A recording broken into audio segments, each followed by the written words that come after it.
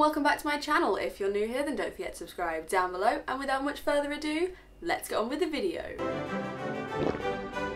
So I know today is not a Friday, but yesterday I went to see a theatre production and I need to talk about it today, and I have reasons why I need to talk about it today. Oh my god, it was so good, like, so good. I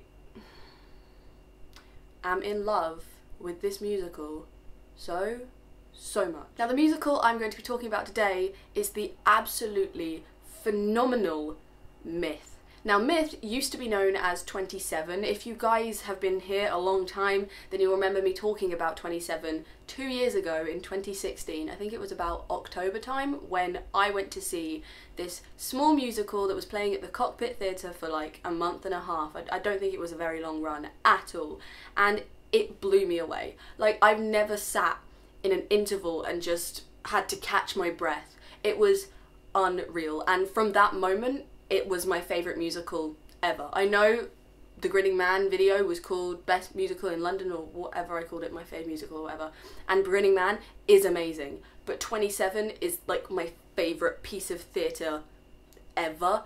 It's insane. It's something else, and I'm so happy and privileged that I got to see it again, and so thankful to having a job that I can afford to go to the theatre and watch art unfold before my eyes. So what was 27? Well, 27 was the story about the whole idea that rock stars died at the age of 27, so like Amy Winehouse, Kurt Cobain, those kind of people, the whole myth surrounding the 27 rule, and it's about drug addiction and all these like mental health issues and everything, and it was just amazing. It's a rock musical, so the songs are so powerful and so raw that you are literally brought into it in a way that no theatre has ever brought me into a musical before. And when it left, I was so sad because there was not really much music. I think there's a couple of songs on YouTube, but there's not a ton of music out there,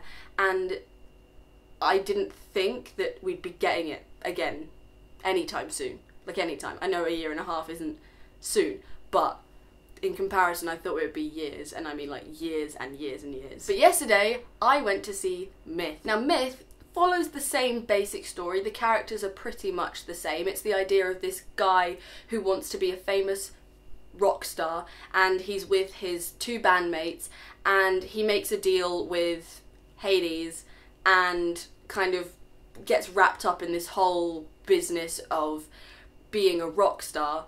And these muses, so like, you know, Hercules, muses, the ones, the fates, whatever you want to call them, like Macbeth, the people that hubble, bubble, toil and trouble, those, they come along and they're like, this rock star has got a star inside of him, as in a literal star, and we need to get that out of him. And so to get that out of him, they need to get him to where he wants to be in life, and then he needs to like sacrifice himself, kind of thing. It's slightly confusing, but the way they've changed it, so they've got rid of the whole dying at 27, and they brought in this whole thing about him being a star, and they needed to get that out of him, which I thought worked so well, because last time it was good, but this time it was good and made a lot more sense, and it was just very more tight-knit kind of narrative. So you have the main guy, who is Orpheus, you have Jason, and you have Theseus. Now these three are like the tight-knit band. They want to get far in life, and they are Orpheus and the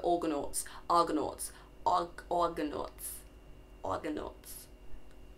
Eurydice is Orpheus's girlfriend, and this time was played by Diana Vickers, okay? If you don't know who Diana Vickers is, she was on the X Factor like way long ago. She was great, and in this she was stunning. Like, she did the same songs that I've already heard before, but better, but not in a way that the other person wasn't unbelievably phenomenal, just in the sense that it was so different that it made more sense why she was doing what she was doing. I don't want to spoil exactly what happens, but why she does what she does, that it made more sense overall, which was great, and made the payoff at the end, which you'll understand if you see it, so much more, and it was so good.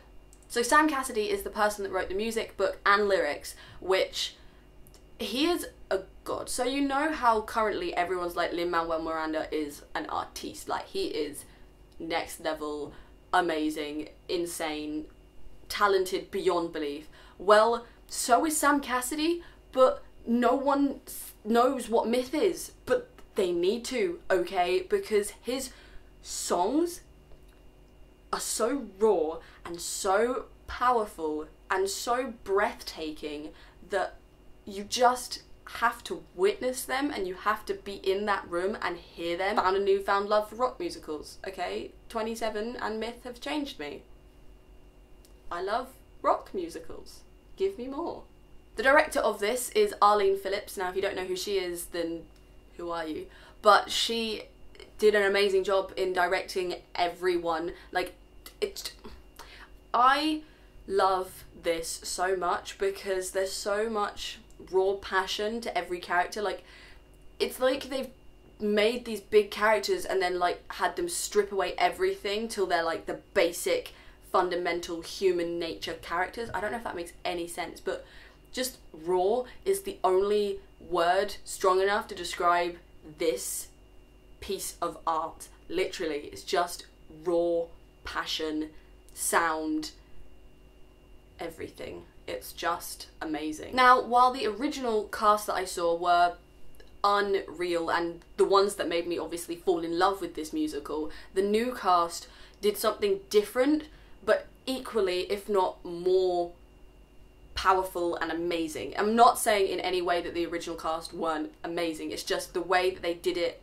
They added new things to the characters, which made the characters more amazing, and thus the actors could play off the characters more, if that makes any sense. So I'm not bashing anyone right now, okay? I love literally everyone that was in 27 and in Myth, so I'm in love. So the title role of Orpheus was played by Joel Harper Jackson, and oh my goodness, okay? So this man, his voice, it doesn't beat Louis Masquel's, because you guys know from the Grinning Man review, I literally live for that man's voice. But his voice is still so passionate, and his acting, it was so good. Like, it was so good. Like, with this kind of musical, you need really facial acting, like in the eyes, and because I was sitting right at the front, I could see everything, and he was amazing, okay? He was amazing, and he brought new life to the songs that I already loved and introduced me to new songs that I now love, and he was just really good, okay? Jason was played by Richard Carson, and last time Jason was a completely different character. It's actually quite crazy when you put a different actor into a role and add a little bit more to the character, how different the change can be. But this guy was so good. He reminded me of Pete's Jams, and I don't know why. I loved it so much, and it was what I remembered from 27, but so much more, and he brought a lot more to the character. And he has a song now. I can't actually remember if he had that song in 27. I feel like he did, but if he did, yay. If he didn't, this one's amazing. But the song he sings in the beginning of Act 2, top notch. It is so good and I love it. I can't remember the actors' names. I shall put pictures of them over here. But they were the muses, or the fates, however you want to call them. I am still shook. Like, the first time I saw these characters, two of them were the same. They changed one of the characters, like one of the actors this time. But the first time I saw it, I fell in love with just them and their voices and just everything. Literally, their beings are just power. And I mean, like, power. Power. They are so raw and such good voices. Like, they are next level voices. They can hit notes that I didn't even know you could physically hit as a human being. Like, there's one bit where they all do this, like, wah, ah, but obviously singing, but they do it really powerfully, and I was just sitting there like, whoa, this is something else. Like, it's so powerful and raw and so good. Oh, they were so attractive. This musical makes you feel things that you shouldn't be feeling when you're watching a musical.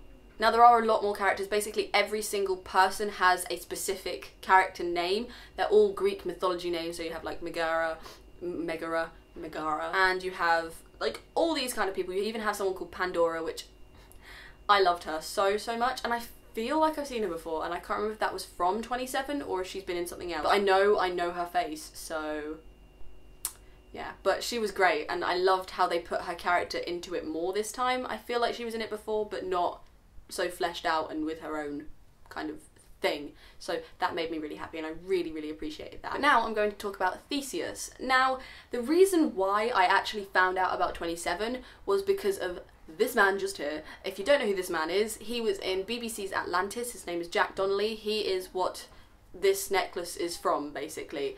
And I look up to this man so much. He is so funny. He seems so nice and just so down to earth, and you know, the standard I love an actor love. The reason why I found out about 27 was because he was in it, and I was like, well, I'm gonna go and watch this, and I am so happy that he was in it, because I wouldn't have ever known about it, let alone even thought about going to see it. So Jack Donnelly introduced me to art, basically. And now with the changes made to 27, now Myth, Theseus is played by Damien Walsh, and they made his character so much more and more just so adorable, and he deserves nothing but love, okay? Theseus deserves just love.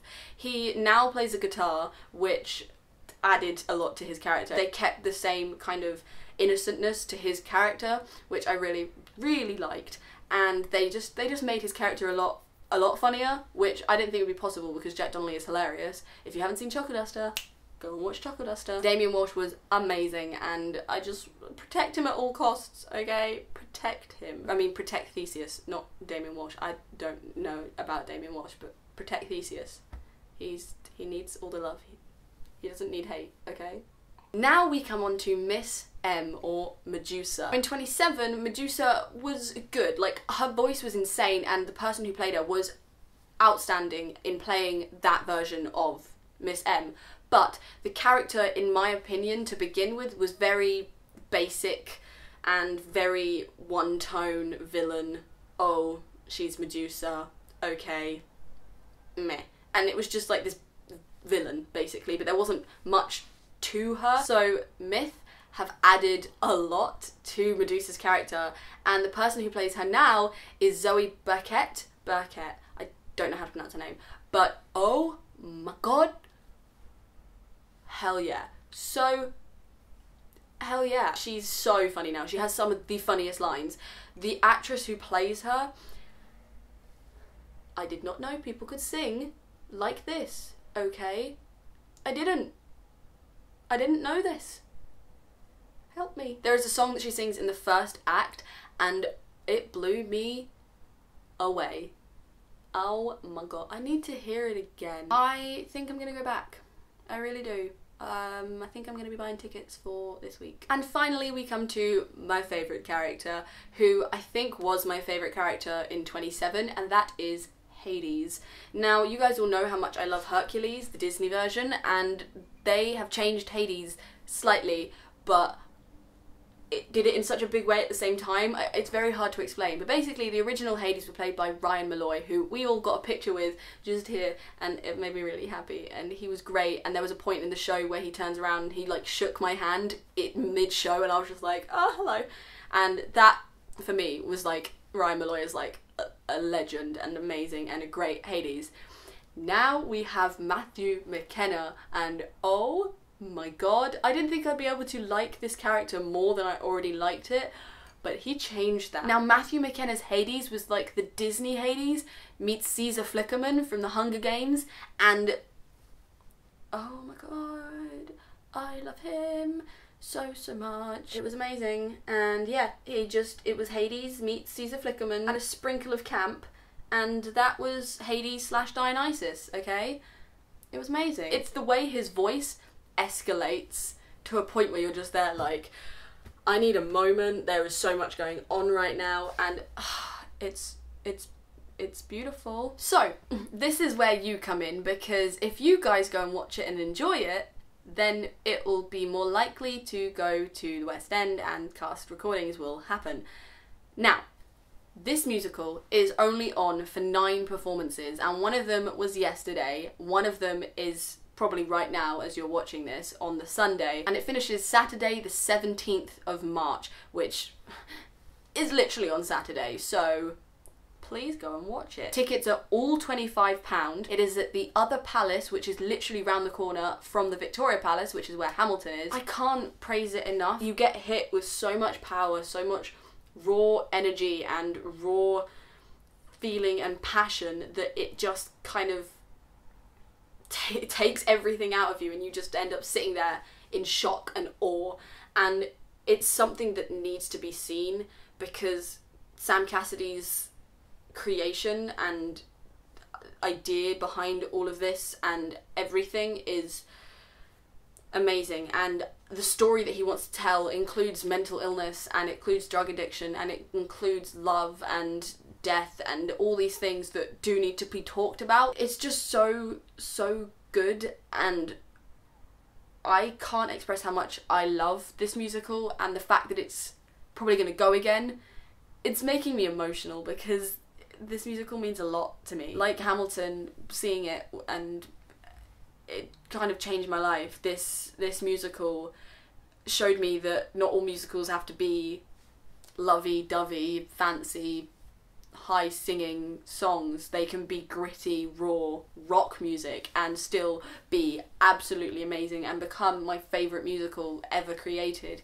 And I love it so much, and it's really sad that it's not going to be around again for a couple of years probably, and I really hope that it comes back again and again until it gets a West End thing and I can go and watch it multiple times, because it's amazing and it needs to be watched. It's so good.